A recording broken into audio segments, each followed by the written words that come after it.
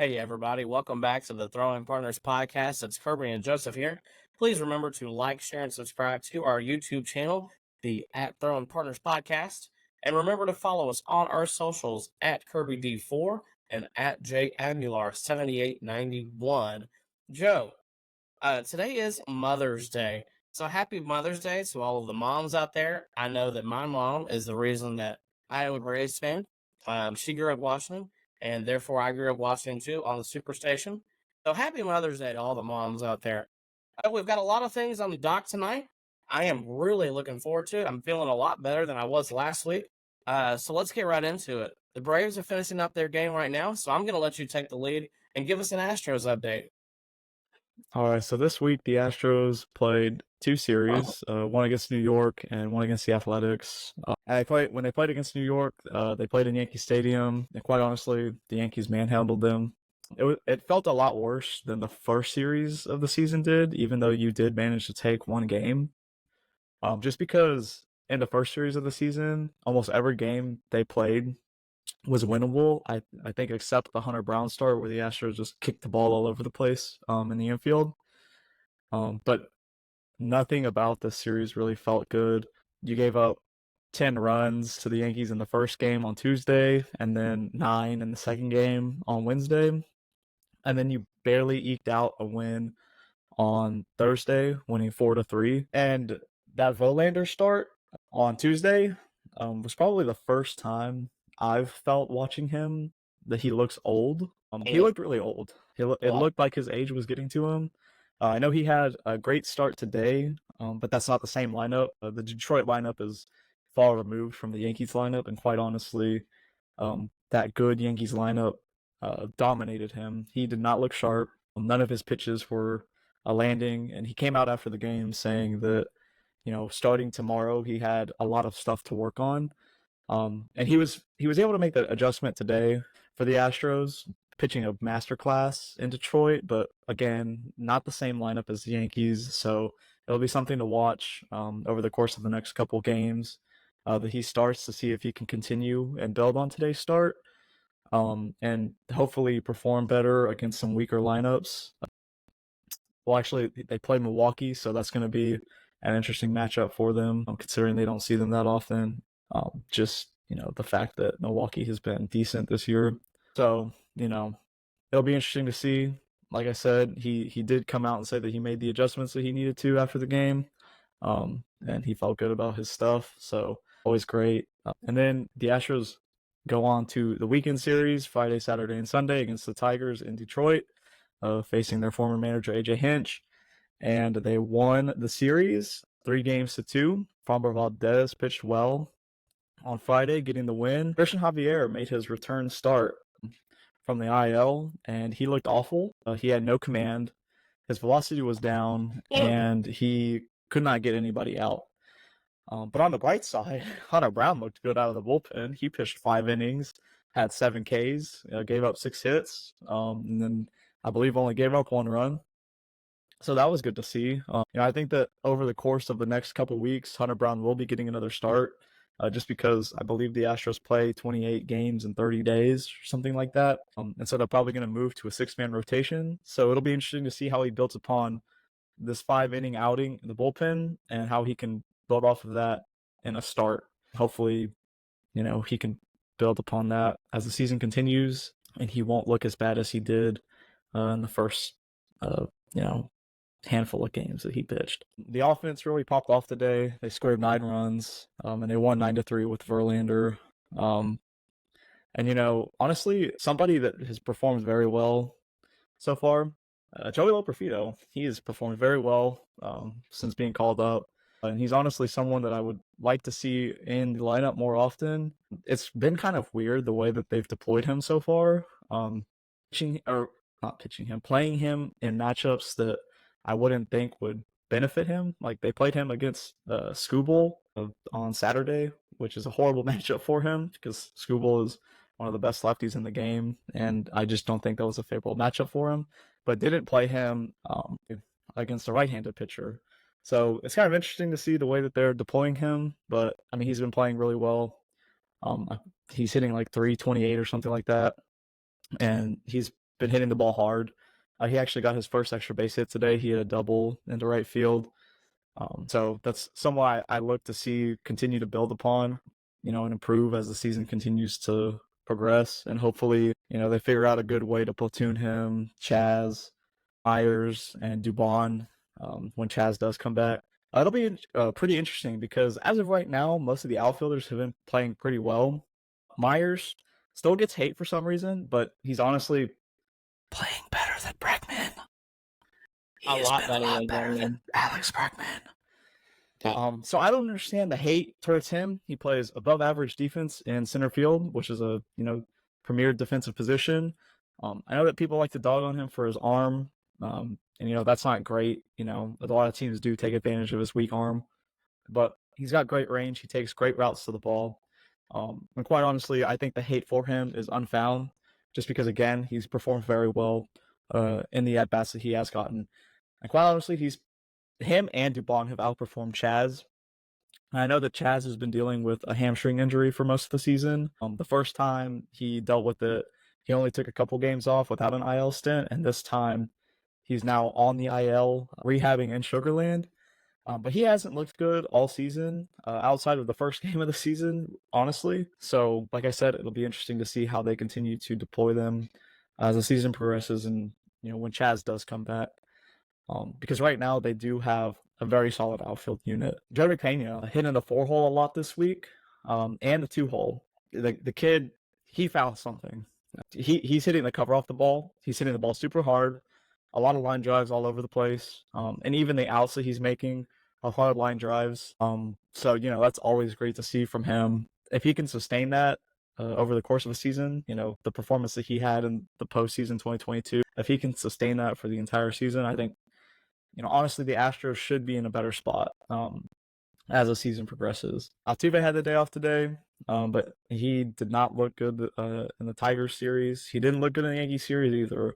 But Kyle Tucker, he's getting more expensive every at bat he takes because he now, I believe, leads MLB in home runs with 13 home runs. I believe he's hit a home run in the last, I think it's either 4 of the last 5 games or 5 of the last 5 games. I don't really remember. But he's hit a home run in basically almost every day this week. So he's been going crazy. It'll be interesting to see if the Astros are out of contention at the trade deadline, what they decide to do with him, because he does have another year on his contract besides the half a year that a team would get. So the price tag for him would be astronomical. It would basically be a hard reset to the team. You could probably get 2 or 3 very good prospects, and then maybe a major league utility guy for him. So, I don't know, what they plan to do as the season progresses, and if they're not able to, continue to bounce back and win series. But yeah, he's been going crazy. He's probably, he is in contention for an MVP right now, the way that he's been playing. So yeah, that's how the week, that's really all I got. Joe, if you had to offer Kyle Tucker a contract, what do you think he's actually worth right now? I would say like 10, 325. And I don't think there's any way that Jim Crane is handing that out. Even though he did say that as long as he's the owner of the Astros, the window would always be open. But Jim, that's never going to happen if you don't pay your players. Yeah, let's see. Kyle Tucker right now is 20. He just turned 27 in January. So if we're talking about him being an 8 to 10 year contract guy, that puts you through his age 35, age 37 season.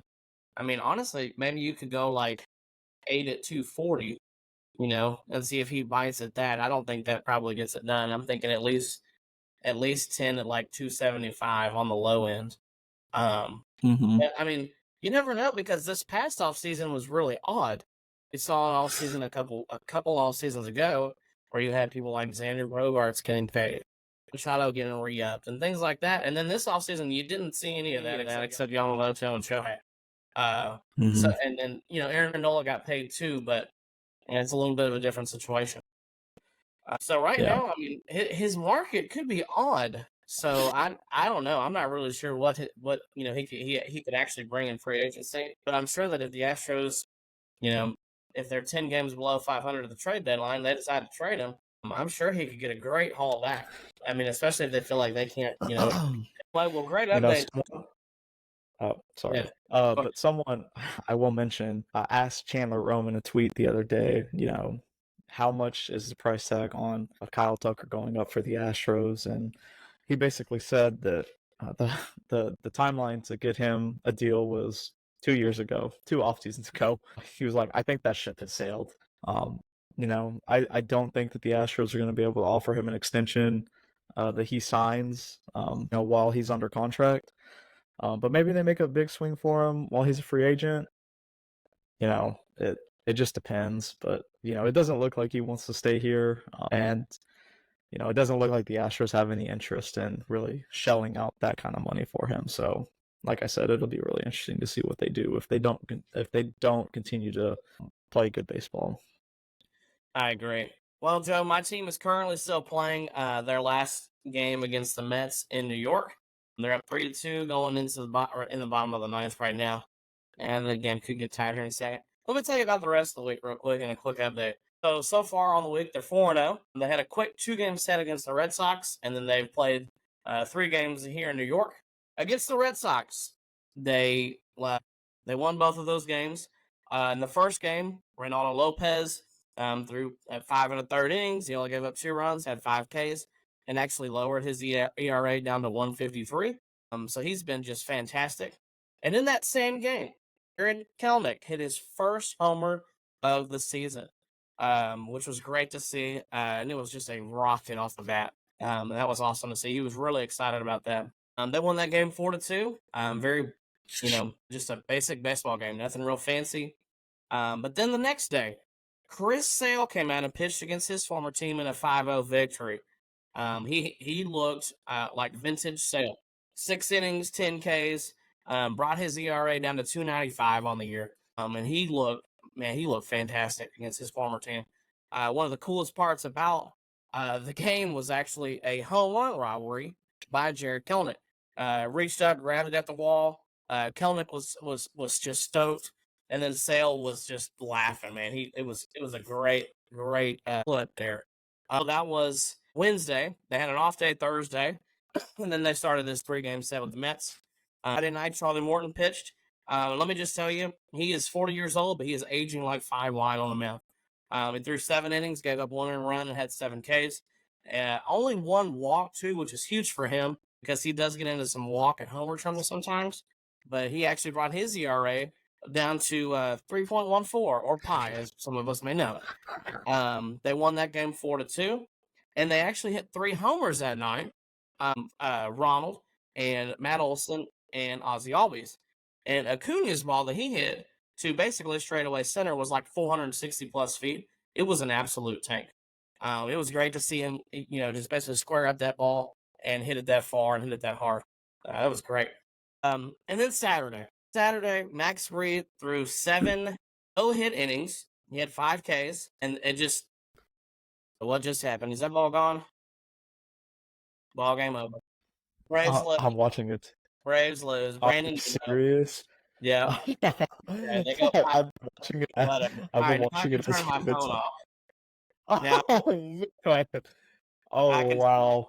In Yeah. the right center gap too. Yeah. Dang. Okay, so they go 4-1 on the week. I mean, I can't complain about them winning 4 out of 5. So needless to say, where was I at? Max Fried yesterday threw 7 innings at 5 Ks. Eddie Martinez oiled the combined no hitter in the bottom of the ninth with 2 outs. He hit a solo shot. And they ended up winning that game 4-1. So just another basic ball game. They pitched well, they played good defense, and they won the game. Today's game obviously just ended. Thanks, Brandon Emma, for hitting a walk-off on Sunday Night Baseball. I hate Sunday Night Baseball because it's hard to watch, and I can't listen to my regular announcers. Shout out Brandon Gaudin. And let me just say this, too, Joe, by the way. Carl Ravitz does not need to be calling games. He's terrible. He is absolutely awful. Ronald Acuna got picked off twice tonight, and he goes, Ronald Acuna has been caught stealing twice tonight. Not the same thing, my guy. Not the same thing. Yeah, Just not the please same. get that kind of stuff right because you're making yourself look real stupid. So Carl Ravitch, get off the play-by-play. Give it to somebody else. Can't stand listening to him call games. Really don't like anything on ESPN. Give me my regular guys, man. Give me CJ. Give me Brandon. That's what I want to listen to every single game. That's what I pay for every single game. All right, I'm off my soapbox there. So they go 4-1 all week. Can't complain. And then this coming week, they're gonna play the Cubs for 3 at home, and I think that they go. Let's see, they have another. Oh, they play the Padres too. So they play the Cubs and the Padres this week, which is gonna be 2 really good series. But they're gonna be Mm-hmm. at home, and so far this year at home, they've played exceptionally well. So far at home this year, they're 13-4. They're now, I guess, 11-10 on the road, or 11-9 on the road after this just epic walk off that the Mets had against them. So on the season so far, 24-13. They're 2 games behind Philly. The Phillies had a cakewalk schedule. Some Phillies fans wanted to drag me today on Twitter about it. I saw that. They That have was so played funny. absolutely nobody above 500 except the Braves. That was the last good team they played, and that was in March. So Philly fans, get ready. Your time is coming. So anyway, with that being said, Joe, now that I'm irritated that my team just lost, let's move on because we had some really exciting things happen this week in baseball, like Paul Skeens making his debut. His Mm-hmm. debut, I don't really know how we want to put this. He went 4 innings, he gave up 3 runs, he had 7 Ks. His first inning was pretty awkward to watch. I mean, his fastball averaged over 100 miles an hour, which is cool to see, but nothing we didn't expect. And then after that, he kind of got tagged up and gave up 6 hits, 3 runs. So I don't know. It's going to be an interesting transition for Skeens because he's been so dominant in college and then obviously in AAA this year. But then that kind of leads me into our next topic, Joe. With Skeens and Jared Jones kind of leading the charge for the Pirates. Jared Jones has been absolutely electric this year. He's got an ERA of 2.68 as far as strikeouts to go with it. I started looking at some of the best pitching duos and trios in the big leagues. Okay, there's 5 teams in the American League, and there's 6 teams in the National League that I'm going to talk about just a little bit. So, in the American League, you've got Kansas City, Boston, Seattle, Toronto, and Baltimore. All 5 of those teams have some really good duos, and a couple have some really good trios. Okay, you've got 6 teams in the National League that have some really good duos and some really good trios. There's about 2 or 3 that I really want to look at. First of all, as you guys know, if you listen to our preview pod, I picked Shota Imanaga to win the NL Rookie of the Year. Okay, not He's been only killing is that. Imanaga pitching just absolutely lights out right now, so is Javier Assad. They are the only pitching duo so far in Major League Baseball that both have an ERA under 2. Imanaga's is 108 and Assad's is 1.7. They have been absolutely fantastic together. And if anybody didn't know this, Javier Assad was actually really good last year as well. But I don't know about you, Joe. I've been watching some highlights of Imanaga. This dude gets fired up when he gets a big K or he gets out of a jam. Dude, he's fun to watch. He is. He's electric. He really is. And then you've got a couple more duos that are really good, and then you've got a trio that's also fantastic as well. Philly fans, you're going to be happy to hear this. Ranger Suarez and Zach Wheeler are doing really well. Even though Zach Wheeler got tagged today by the Marlins, which I was really happy to see because they lost to the Marlins. Ranger Suarez has an ERA of $1.50, and Zach Wheeler's was 2.53. Both of those guys they look great right now. The Braves trio of Lopez, Sale, and Morton looks really good. You got Lopez with a 1.53, Sale with a 2.95, and Morton with a 3.14. And Max Fried not far behind after yesterday's performance. So that trio looks pretty good. Now Yamamoto looks really sharp. And then you've got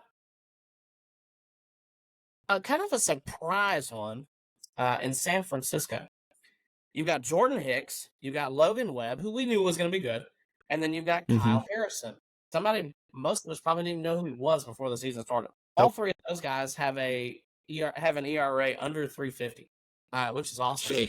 They're not doing particularly well. They're 19-23. But as far as those 3 starters, they actually look pretty sharp.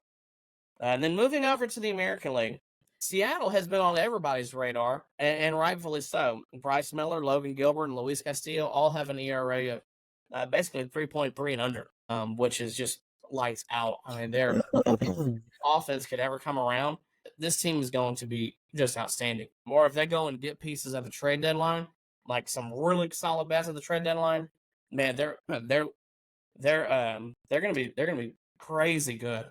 And then you got Baltimore. You've got Corbin Burns, you've got Dean Kramer, and you got Cole Irvin.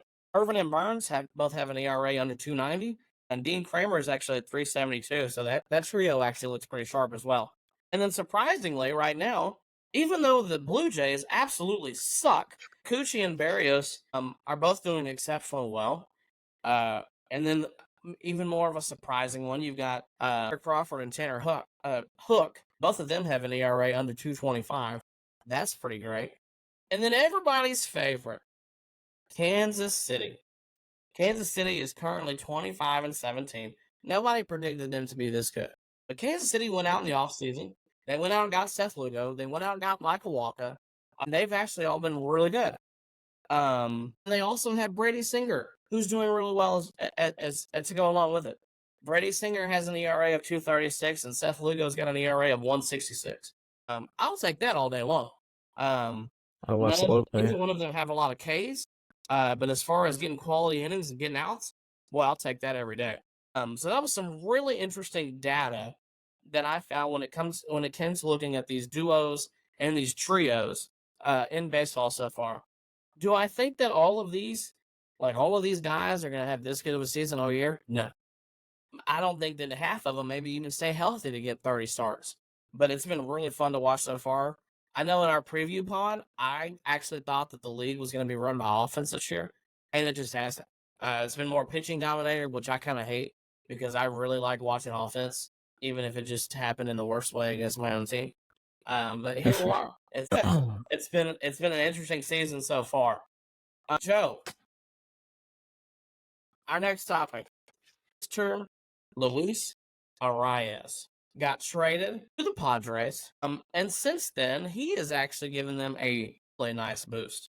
Padres since May 4th are 6-3. Luis Arias has 11 hits in those games. And all of his numbers are way up.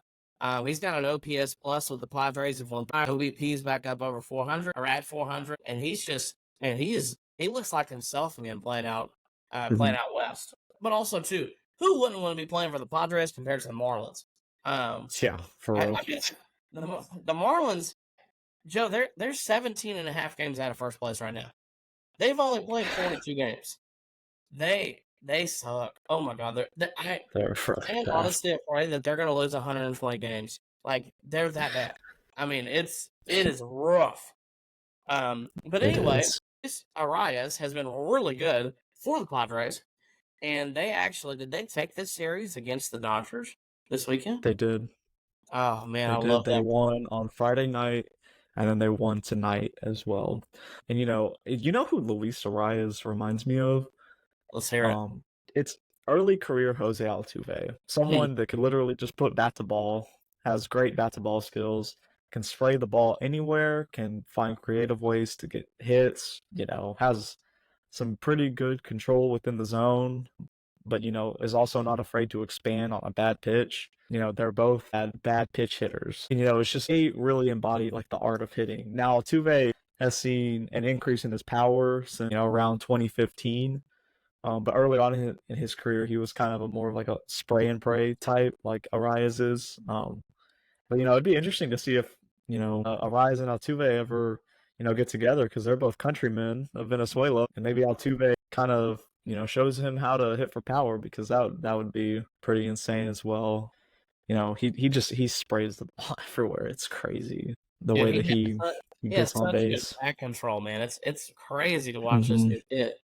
I mean, he's a career 324 hitter. He's won 2 batting titles. I mean, he's fun to watch, man. He's not like your typical guy now that, strikes out 150 plus times, hits 30 homers, and, walks 70 times. I mean, he's a different breed. He is. I mean, this guy is just, he's different, but I enjoy watching a guy like him hit. Not to mention, he never strikes out. I mean, he finally gets into some ground ball level plays, but dude, he's. I think he has plenty of value, especially in a Padres lineup that could use somebody getting on base at the top of the order. I know that his defense is not good. That's well It's documented. not. But I mean, I think he's been DHing some of the Padres, which is, that's fine. He could DH, he play first base. But man, I'm excited for the Padres to have actually got that trade done, and it's actually worked out for them so far. I mean, they've got a lot riding on the line here with all of that talent, and maybe they can actually, they could get playoff push and get into the postseason. I think today's game put them over 500. I believe they were 20-21. Yeah, that's what they are now. Yeah, 22-21. Yeah, they're second in the AL West. The NL West has not been good outside of the Dodgers. The AL West hasn't either. I guess I kind of forgot to talk about that with the Astros. The AL West is not good, and it's let them hang around pretty much this entire season. They're still 6.5 games back. They have a series with the A's coming up, and they're, I believe, they're 3 games back of the A's, if I'm not mistaken. Yeah. So if they go out and sweep the A's, they would be in second place in the division. No, sorry, third place in the division. I think over the last 10 games, the Mariners, Rangers, and Astros, out of all 3 of them, no team has a record above 500 in the last 10 games. I believe that the Mariners and Rangers are both 5-5, and then the Athletics are 4-6, if I'm not mistaken, and then the Astros are 5-5 as well. So, no team has really created that separation that you really look for in the early season with a competitive team. So the AL West is pretty interesting, in my opinion. I don't think anybody really predicted any of these teams to get to such a slow start. One team will definitely separate themselves as the season continues, because I don't believe that all of these teams can continue to play this mediocre type baseball. Correct. Oh gosh, let's see what's next on the dock. Okay, we wanted to talk about Randy Arozarena. Yeah, he's been awful. He, it's crazy to look at his stats. I mean, right now, I think he's hitting. Okay, let's go look here. I was listening to MLB Network, and they were saying that he is the worst player so far this season that made the All-Star team last year. And it just kind of amazed me, because I mean, he was so dominant last year. He was probably a top 20 player in the league last year. He was hitting like crazy, and he plays good. So I mean, it's just kind of insane to see the drop off. This was the stat that he's got a 70 URC plus right now. That's worse. I'm almost sure that's worse than Alex Bregman. I could be wrong, because Alex Bregman has played just as bad. But here's what's crazy about his stats. Okay, so he's hitting a .154 with an OBP of 253 and a slugging of 329. Okay, obviously those are horrible. However, he's got 7 homers and 6 stolen bases. You know what that means? He's still on pace for a 30-30 season. I mean, if he hits 200 and has a 30-30 season, is that still an invaluable season?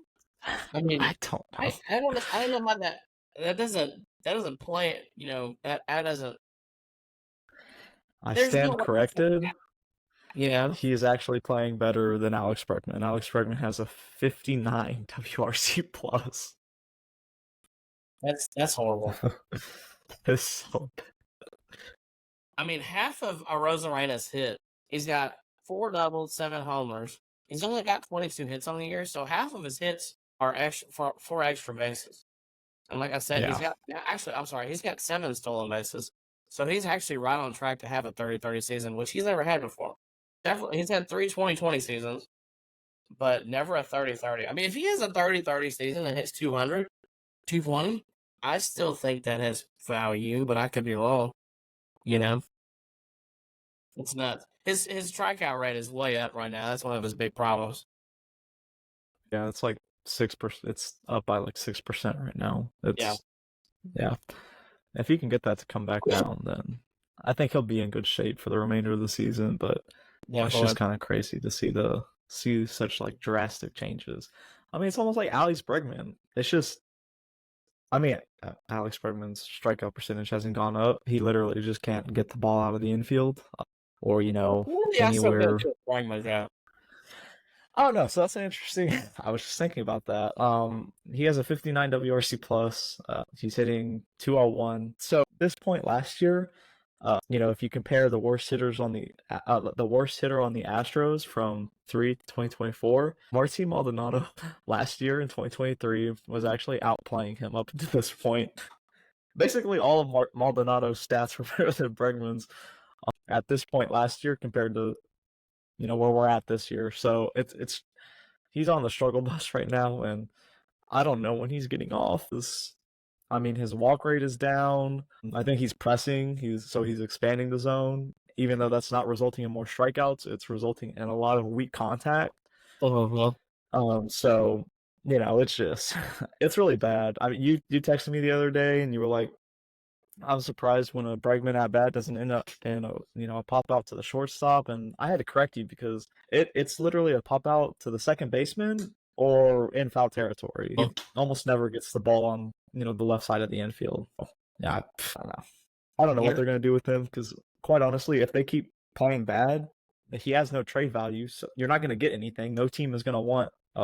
He's an average defensive third baseman, but held below average uh, offensive third baseman. So I don't know what team would ever want that as a trade deadline. I don't know what you could possibly get for him. You And know, I really don't know what he's going to do in the end of the season when his contract expires because, my God, he's probably going to have to take a 1-year deal somewhere because I don't know who's shilling out even $15 million a year for him at this point. you know what I find really interesting, Joe?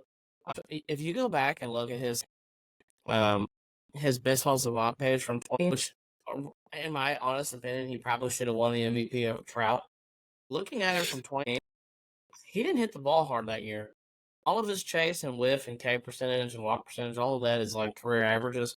But like when it came to like his expected batting average, his expected slug, average exit velo, his barrel percentage, his hard hit rate, like all of that stuff was like league average, and he ended up having obviously a career year that year. Like it was just kind of one of those things that didn't really make sense because I mean I actually thought he was probably like top three best player in the league at that point. Mm-hmm. But then It when I was a lot of that's so odd, you know. yeah, it was a lot of juice balls in Minute Maid Park. That is very true. Yeah, so I mean, I'm looking at the spray chart right now. I know for a fact that a lot of those were at home. Because I had season tickets that year, and I watched a lot of Alex Bregman home runs in person. Yeah, the drop off has been insane. He hasn't been the healthiest over the last 4 years, and even if with 2020 when the entire Astros team played awful, coming off the sign stealing scandal and playing in COVID, he didn't have a good year then either. So I mean, do you think that there's a chance that maybe they just go year to year with him? Because right now I don't know of any team that just wants to sign the guy. You know, I mean, I really I don't know. Yeah, I don't know. I can't tell you because I don't know what his market even looks like anymore. I mean, he talk about a guy that's really killed his value. yeah. Um, I genuinely expected him to have a great year this year. He came out of spring training looking really good. Joe Espada said that he was going to hit in the 4 hole. I expected Jordan to be playing better, so I expected him to be getting on base more. Tucker's been playing lights out, so he's playing up to his potential. Altuve's been playing good. Besides his struggles with besides his struggles with runners in scoring position, but Bregman has just fallen off a cliff. I thought he was going to be great with runners on. He's been quite the opposite. Every time he comes up and a runner's on base, specifically on first, I'm like, great, that's a double play. If there's one out, inning over. Because that's really what it's been almost every time, or pop up like I said on the right side of the infield, either in foul territory or to the second baseman. So it's been bad. It's like worst case scenario. And he's just it's painful to watch too because I mean he used to be a top tier player. But man, it's rough. I mean, like you were saying, it's like Jake Myers is having a better year than him. Lopafito is having a much better year than him. I mean, why are those guys not getting more at bats? Because right now, the last thing I want is a bat in Alex Bregman's hands. Wow. Saying he should get Manilaed or Abreued, but my God, like he is just, dude, he is atrocious.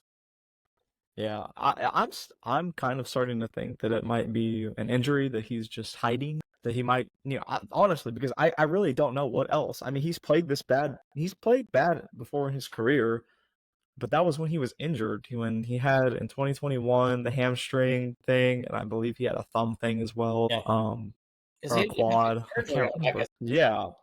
So that was like whatever. He was playing hurt. Um, and he was playing bad.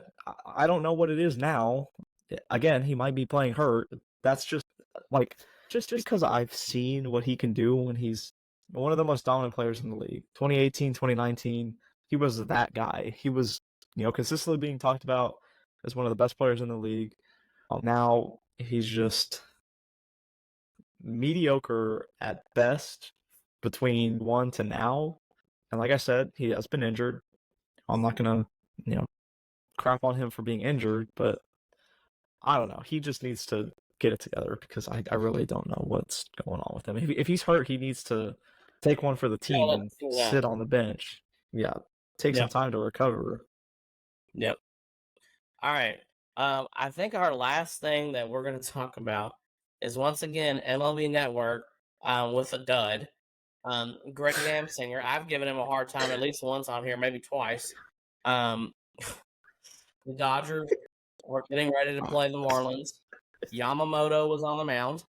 And Greg Amsinger comes out and says, "We're officially on no hitter alert." Okay. Before the game even started. Um, and then Jazz He's Chisholm comes out as the leadoff batter and hits one like over the right center field fence. And obviously, instant no hitter is the shutout. Greg, if you're listening to this, dude, instantly. please go get another job. Please go get another job because your takes are terrible. Um, I'm That's so hard. tired of like these like talking heads on these different programs and networks that have bad takes and just absolutely suck at their jobs. Dude, it was so hard. I was like, oh my, here we go once again. Greg Amsinger saying something stupid or doing something stupid. Um, I just, it blew my mind. I'm like, what a In his screw up. defense, in his defense, there is like a 90% chance the Marlins do get no hit this year. I would not have been surprised if it was Yamamoto. He has pitched so much better since the Soul Series. I posted his numbers up on our story earlier. He's pitched really well so far. Yeah, I think he's definitely figured out how to make the adjustment to Major League hitting.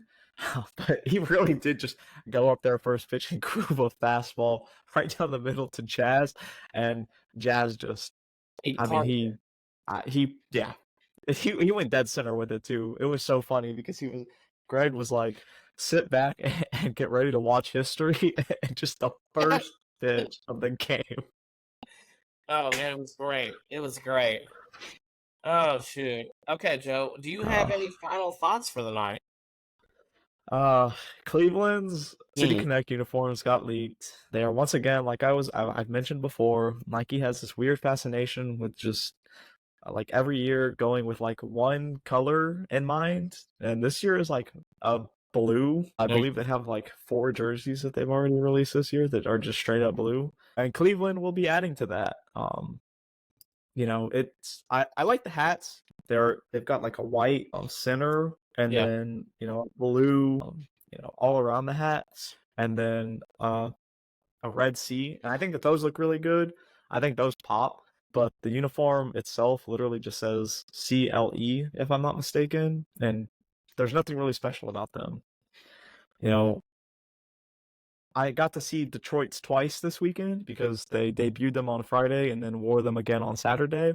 And they looked good for the most part. Again, that hat just looks stupid with Detroit on it, in my opinion. But the jersey itself looks good. I don't like the pants with it, but the jersey tops do look good, in my opinion. But like I said, the hat is stupid and the pants just look awful. I agree. Well, Joe, it's been an interesting Mother's Day. I'm glad your team got a dub for your mom on Mother's Day. Yeah. My team just got walked off. So that sucks. I'm sure my mom was mad. I'm mad about it, especially against the stupid Mets. Um, so yeah, I guess that's it, Joe. Thank you everybody for listening to the Throwing Partners podcast with Kirby and Joseph. Please remember to like, share, and subscribe to our YouTube channel. And you can also follow us on our socials at KirbyD4 and at JAguilar7891. Have a great week, everybody, and we will talk to you next Sunday. Happy Mother's Day.